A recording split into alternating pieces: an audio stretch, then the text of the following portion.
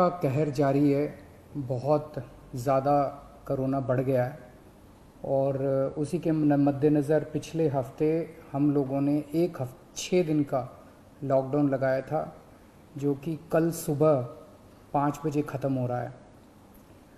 जिस तरह से तेज़ी से केसेस बढ़ रहे हैं दिल्ली के अंदर, उसको देखते हुए ये लॉकडाउन लगाना बहुत ज़रूरी हो गया था।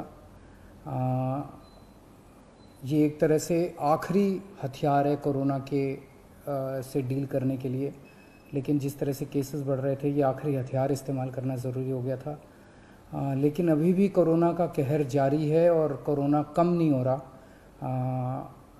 तो इसीलिए उसके मद्देनज़र कई लोगों के भी, जनता के बीच में भी जब हम लोगों ने बात करने की कोशिश की, सबका मत यही है कि लॉकडाउन को भी और बढ़ाना चाहिए।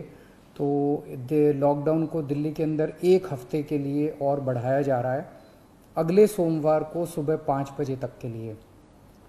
इस दौरान हमने देखा, लॉकडाउन के दौरान की संक्रमण दर, पॉजिटिविटी रेट जिसको कहते हैं, ये लगभग 36-37% तक पहुंच गई।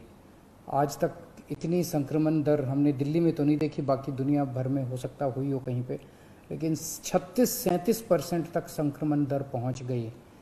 पिछले 1-2 दिन से थोड़ी सी कम हुई है, आज 30 के नीचे आई है, 29 पॉइंट कुछ आई है।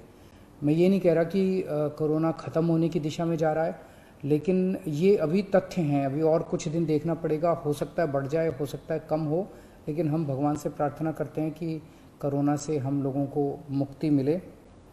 पिछले कुछ दिनों से हम देख रहे हैं कि दिल्ली में ऑक्सीजन की काफ़ी ज़्यादा समस्या हो रही है। दिल्ली में ऑक्सीजन की काफ़ी कमी महसूस हो रही है।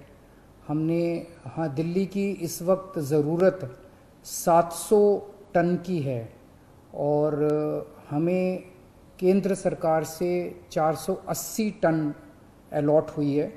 कल 10 टन और अलॉट किया केंद्र सरकार ने, 490 टन अब दिल्ली को अलॉट हुई है।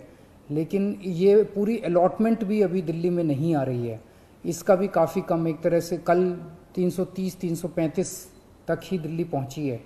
तो 700 टन की ज़रूरत है इतने कोरोना की महामारी में, उसके मुकाबले में 330-335 ही पहुंच रही है। ये दिल्ली जो ऑक्सीजन की कमी है, दिल्ली के अंदर ऑक्सीजन पहुंच नहीं रही है, जगह जगह से जो ऑक्सीजन आनी है, ये एक बहुत बड़ा कारण है जो ऑक्सीजन की कमी जगह जगह अस्पतालों में महसूस हो रही है। लेकिन हमारे ऑफिसर्स, हमारे सभी मंत्रीगण, हमारे सभी लोग रात भर पिछले कुछ दिनों में, जब से ऑक्सीजन की कमी हुई है, एक अस्पताल जहाँ जहाँ कमी है वहाँ सप्लायर से, मैन्युफैक्चरर से, ट्रक ड्राइवर से जो लेके आ रहा है उससे फ़ोन कर करके कोशिश कर रहे हैं कि समय पे अस्पताल में पहुँचे। मैं ये नहीं कहूँगा कि सारी कोशिशें कामयाब रही, कई जगह फेल भी हुए हम लोग, और कई जगह हम समय पे ऑक्सीजन पहुंचाने में हमारी टीम कामयाब भी हुई। तो सबसे पहले तो मैं उनको जो रात भर काम करके और अस्पतालों तक ऑक्सीजन पहुंचाने की जो लोग भी कोशिश कर रहे हैं, उन सबका मैं धन्यवाद करना चाहता हूं कि इतने मुश्किल समय में इतनी मेहनत कर रहे हैं। क्योंकि ऑक्सीजन इतनी इस वक्त कीमती है, इतनी कम है, तो उसका मैनेजमेंट करना बहुत ज़रूरी है। तो उसको मैनेजमेंट करने के लिए भी अब कल से ठोस कदम उठाना चालू किया। हमने एक वो पोर्टल टाइप बनाया है और ऑर्डर जारी कर दिए गए हैं, जिसमें हर 2-2 घंटे में मैन्युफैक्चरर से लेके और अस्पताल तक, एंड यूज़र तक, हर एक को 2-2 घंटे के अंदर अपनी ऑक्सीजन की पोजीशन बतानी पड़ेगी। कि मैन्युफैक्चरर को बताना पड़ेगा कि पिछले 2 घंटे के अंदर कितने ट्रक उसके निकले, सप्लायर को बताना पड़ेगा कि कितने ट्रक उसके दिल्ली की तरफ जा रहे हैं, अस्पतालों को बताना पड़ेगा कि पिछले 2 घंटे में कितनी इस्तेमाल हो गई, कितने घंटे की और बच गई। ये सारी चीज़ें ताकि दिल्ली सरकार को पता रहे कि कहाँ कमी आने वाली है। तो इसके अलावा केंद्र सरकार से काफ़ी सहयोग मिल रहा है। कल भी पूरा दिन केंद्र सरकार के अलग अलग मंत्रालयों के साथ हमारे ऑफिसर्स की टीम बैठी रही और दोनों टीमें, केंद्र सरकार और दिल्ली सरकार, अच्छे से मिलके काम कर रही हैं और कोशिश की जा रही है कि जो भी सप्लाईज आने में दिक्कत हो रही है उन दिक्कतों को दूर किया जा सके। और मैं समझता हूँ कि आने वाले कुछ दिनों के अंदर ये बहुत ज़्यादा अफरा तफरी का जो आलम है ये ठीक हो जाना चाहिए। कल हम पूरी कोशिश कर रहे हैं कि जहाँ से भी, और केंद्र सरकार से तो मदद मिल रही है, और भी जहाँ से भी हम लोगों को ऑक्सीजन मिल सके, ऑक्सीजन के टैंकर मिल सके, पूरे देश से, दुनिया भर से हम पूरी कोशिश कर रहे हैं।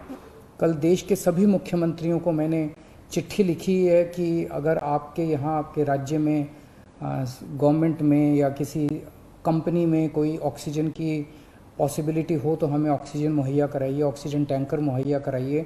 कुछ एक राज्यों के साथ बातचीत भी शुरू हुई है, जब भी कुछ कॉन्क्रीट नतीजे आएंगे मैं आपको ज़रूर बताऊंगा।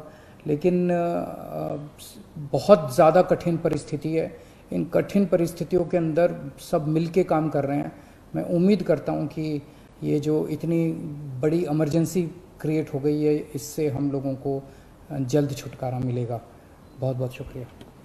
नेशनल दस्तक की आपसे गुजारिश है कि अगर इसको बचाना चाहते हैं तो नेशनल दस्तक को सब्सक्राइब करने के लिए रेड कलर के सब्सक्राइब बटन को दबाएं, फिर बेल आइकन की घंटी दबाएं। नेशनल दस्तक को बचाने के लिए बहुत जरूरी है कि हर खबर को शेयर करें, लाइक करें, कमेंट जरूर करें।